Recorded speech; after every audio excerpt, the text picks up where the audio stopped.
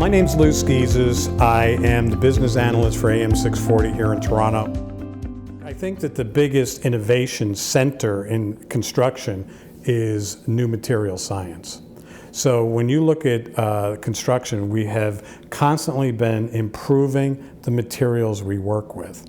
And I think that that is the tail of the tape for the construction industry. More so than, say, robotics and so on, it's the scientific improvement of the materials that we work with that, have improved everything that we're doing. Even in the concrete business, the different formulations that they create for building projects. When you look at the different kinds of insulation materials, right? Because we do live in the circumpolar region. So I see new material science as the driver in terms of effectiveness and efficiency. When we look at the gear, the stuff that we get to work with, sure. Exoskeletons to help people lift more, or robots that actually do it with a handler. But I would say that robotics is coming. I've seen robotic drywall installers in Japan.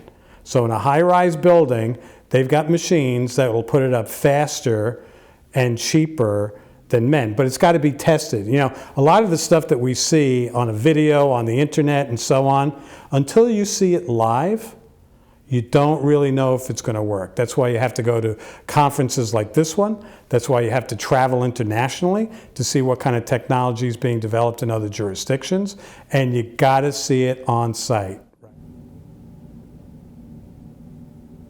So I think that, when you talk about the reluctance, I understand it. How can they get beyond it?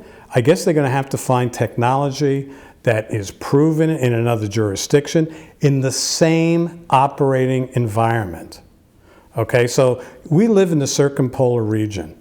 Technology that can't take the Arctic conditions that we face here are doomed to failure.